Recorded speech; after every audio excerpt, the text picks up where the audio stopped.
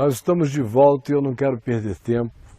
Gostaria que você abrisse no Evangelho de Mateus, no capítulo 17.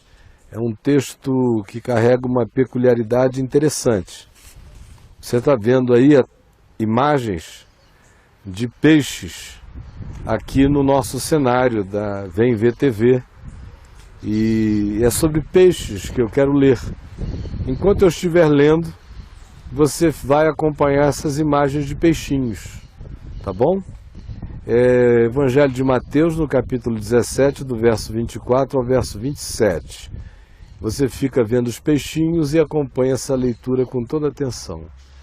Tendo eles chegado a Cafarnaum, dirigiram-se a Pedro, os que cobravam o imposto das 2 dracmas, e perguntaram a Pedro: não paga o vosso mestre as 2 dracmas? Sim, respondeu Pedro. Ao entrar Pedro em casa, Jesus se lhe antecipou dizendo: Simão, que te parece? De quem cobram os reis da terra impostos ou tributo? Dos seus filhos ou dos estranhos? Respondendo Pedro: dos estranhos, Jesus lhe disse: logo, estão isentos os filhos. Mas para que não os escandalizemos, vai ao mar, lança o anzol, e o primeiro peixe que fisgar, tira-o, e abrindo-lhe a boca, acharás um estáter. Toma-o e entrega-lhes por mim e por ti. Este é o episódio que aconteceu à beira-mar, em Cafarnaum, que fica no Mar da Galileia, que tem esse nome de mar, e para nós nos remete para a ideia de um oceano, mas de fato é um grande lago de água doce de 22 quilômetros de extensão por 12 quilômetros na média de largura, um mar extremamente piscoso. Se você até hoje pular dentro dele, você fica sentindo as tilápiazinhas beliscando você o tempo todo. Nadar no Mar da Galileia não é uma coisa exatamente agradável. Você fica assim, sentindo aqueles peixinhos te dando aqueles beliscões. O interessante é que o cenário é esse, Cafarnaum, que era uma cidade portuária do ponto de vista do Mar da Galileia, e uma rota comercial, porque por lá passava via mares, que vinha desde a África e seguia na direção da Síria, entrava na Ásia Menor, era uma rota, uma highway de comércio intenso. E Jesus tinha colocado a base operacional dele ali em Cafarnaum, que era também um lugar onde Pedro morava. E boa parte dos acontecimentos dos evangelhos relacionados à Galileia acontecem nas circunvizinhanças, nas imediações de Cafarnaum e às margens do Mar da Galileia. Esse é o cenário, essa situação, é assim que você tem que imaginar, que fazer o seu picturing a respeito do que estava acontecendo ali. Agora, fato é que Pedro vem chegando em casa e quando ele vai entrando em Cafarnaum para se dirigir para sua própria residência, os cobradores de impostos estavam presentes e se voltaram para Pedro na ideia de provocá-lo, porque sabiam que Pedro era discípulo de Jesus e eles estavam ali cobrando o imposto do templo. Havia alguns impostos em Israel. Alguns impostos eram dos romanos, era uma captação de recursos que os coletores de impostos e os publicanos, mencionados tantas vezes nas narrativas dos evangelhos, faziam, e havia o imposto das 2 dracmas, que era um recolhimento religioso. O imposto das 2 dracmas era para o sustento do templo, daquele templo magnífico que tinha sido construído por Herodes o Grande e que era considerado uma das maravilhas da antiguidade, tão extraordinária que era a construção. Aí Pedro vai entrando, quando esses cobradores do imposto do templo, do imposto da religião, da oficialização do pagamento de um dinheiro para manutenção da religião, vêm a ele e perguntam: escuta, o vosso mestre não paga o imposto das 2 dracmas, ele não vai contribuir com o templo? E Pedro disse, sim, ele paga.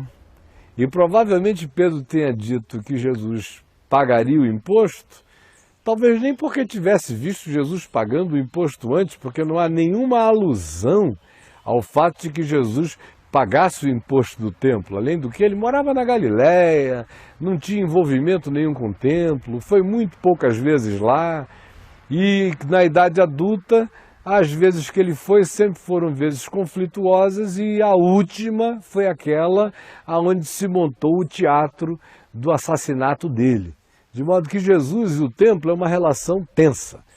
É ele que diz acerca do templo, quando todos louvavam a magnificência da arquitetura e da grandiosidade daquele edifício, foi ele que disse que ali não ficaria pedra sobre pedra que não fosse derrubada.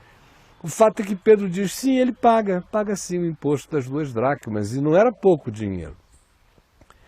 Aí quando Pedro entra em casa, e Jesus estava provavelmente dentro da casa de Pedro, Jesus se antecipa a Pedro. E diz o seguinte, pergunta-lhe o seguinte, escuta Pedro, de quem cobram os reis da terra imposto? Dos seus filhos ou dos escravos? Você já viu algum filho de rei pagando imposto? Na antiguidade, especialmente, nenhum filho de rei pagava imposto. Imposto sempre foi uma coisa que o povo pagou para os reis, para as autoridades, para os poderosos. Assim como entre nós. As pessoas que mais pagam imposto, por exemplo, no Brasil, são as que menos ganham. Porque os que ganham muito têm as saídas, os labirintos, as ratoeiras, os casuísmos, as condições, as tecnicalidades contábeis e formais para evitar o derrame do imposto, as evasões e tudo mais, de modo que imposto sempre foi coisa que sobrou para o pobre ou para a classe média ordeira. Porque os filhos dos reis não pagam impostos, são os servos que pagam. Essa é a pergunta de Jesus. E a pergunta de Jesus insinuava uma outra coisa, escuta, nós estamos aqui falando do reino de Deus e o reino de Deus é maior do que o templo. O templo não é nada, é uma edificação construída por Herodes, do tamanho do ego majestoso dele e da arrogância religiosa do sinédrio judaico. O que menos existe naquele templo é Deus. O que tem muito lá é cambista, é venda, é negócio, é barganha, é troca, é tudo, menos Deus. No entanto, nós vamos pagar esse imposto para que nós não os escandalizemos, para que nós não demos a eles motivo de virem sobre nós levantando uma questão irrisória que tem a ver com essa idiotice das 2 dracmas.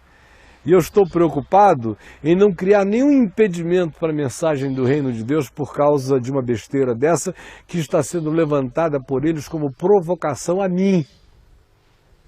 Então, para que não os escandalizemos, tu vais fazer uma coisa, Pedro.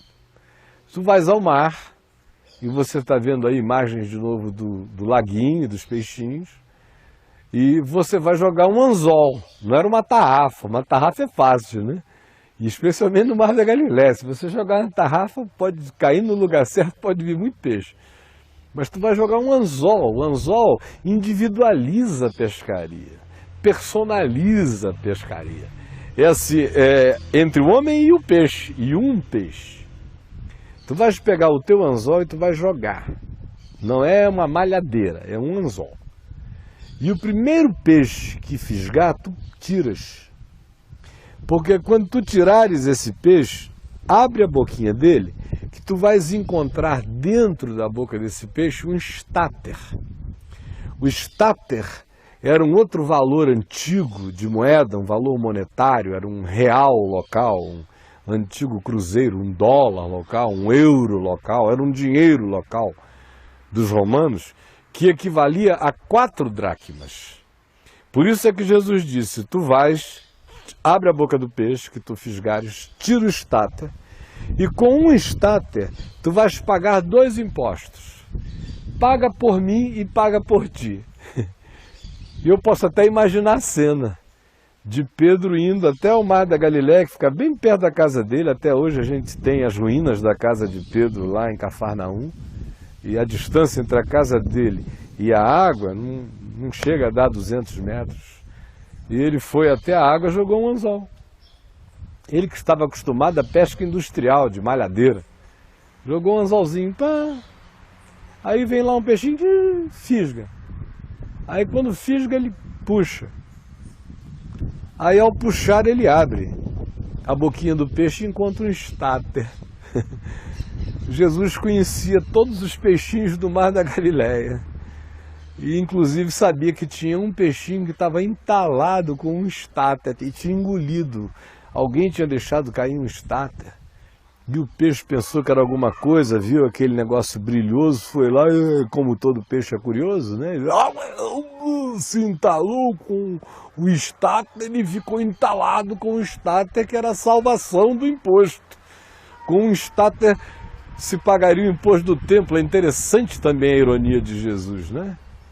Usar aquilo que estava entalando um peixinho para pagar o imposto do templo, mostrando que a riqueza ele tirava de qualquer lugar e que o templo era secundário, que na boca de peixes sem nome havia muito mais riqueza do que naquele templo erigido por Herodes. É uma outra ironia, é uma gargalhada divina em cima dessa manifestação da mediocridade humana. Aí vai lá Pedro e paga o imposto. Aí você diz, bom, e eu com isso? Você está querendo insinuar o quê? Que eu não devo pagar os meus impostos todos? Não, de modo nenhum. Para que não os escandalizemos, vamos pagar o que a gente tiver que pagar. Eles é que estão fazendo errado. Eles, os maiores, é que dão as voltas para ludibriar o povo, porque o recurso que está nas mãos deles é recurso de todo mundo, para o bem-estar de todos. Mas eles vão responder a Deus com certeza, e já tem muita gente respondendo aqui aos homens, em quantidade pequena. Mas a Deus todo mundo vai responder, pelo que fez de injustiça, de corrupção, de apropriação indébita, de qualquer outra coisa. Mas não é disso que eu estou querendo falar. Aí você diz, então do que é que você quer falar? Eu quero falar de você. Eu quero falar do tesouro que você tem. E quero falar que provavelmente você seja, aos olhos de Deus, esse peixinho. E você olha para você mesmo e diz, eu não existo para Deus. Você está me vendo aí em casa, ou no hotel, ou num bar, ou em qualquer lugar.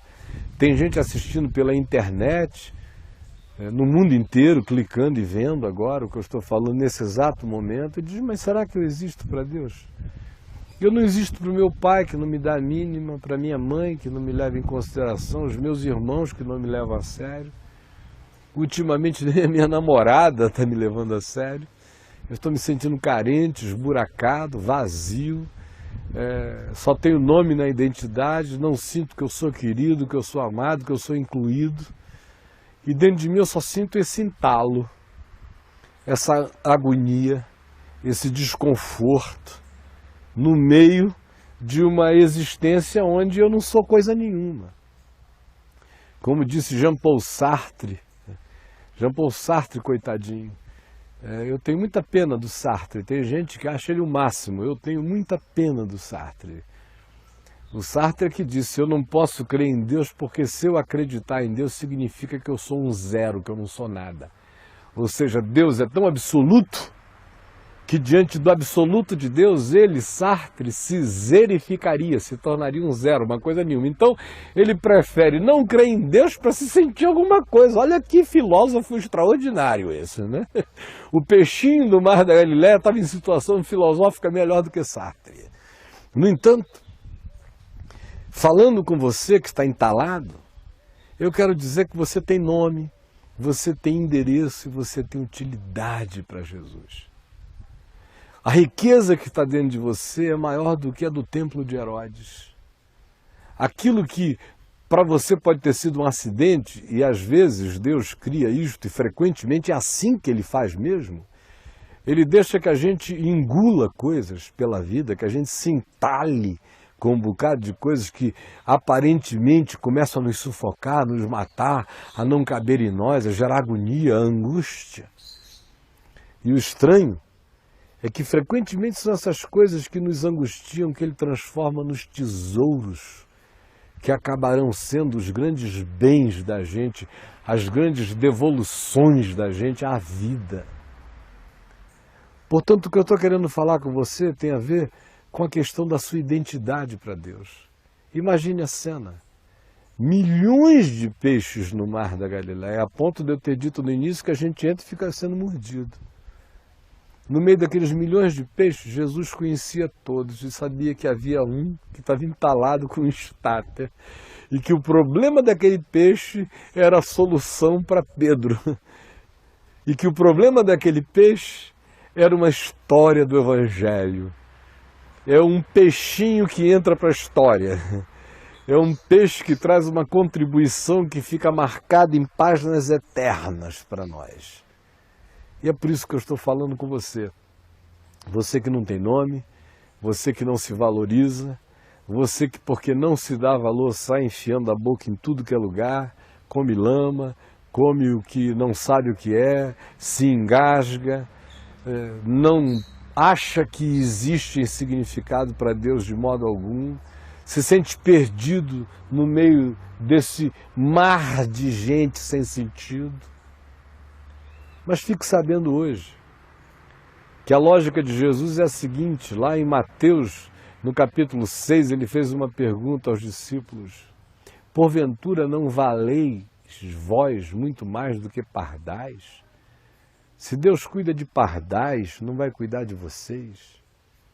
Porventura não valeis vós muito mais do que lírios, que nascem de manhã e morrem à tarde? Contudo, eu vos digo que nem Salomão em toda a sua glória se vestiu como qualquer um deles.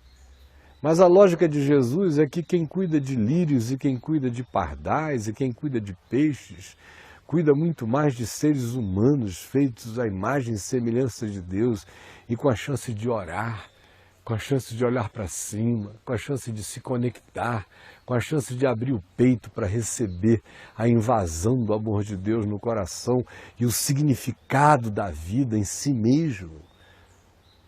É com você que eu estou falando sobre isso. Você que está se sentindo um zero à esquerda. Você que diz: ó, meu marido não me procura nem mais para transar. E quando ele me procura é aquele vapt-vupt, que eu sinto que eu estou ali como depósito de prazeres não compartilhados. No mais, nem nos meus olhos ele me encara.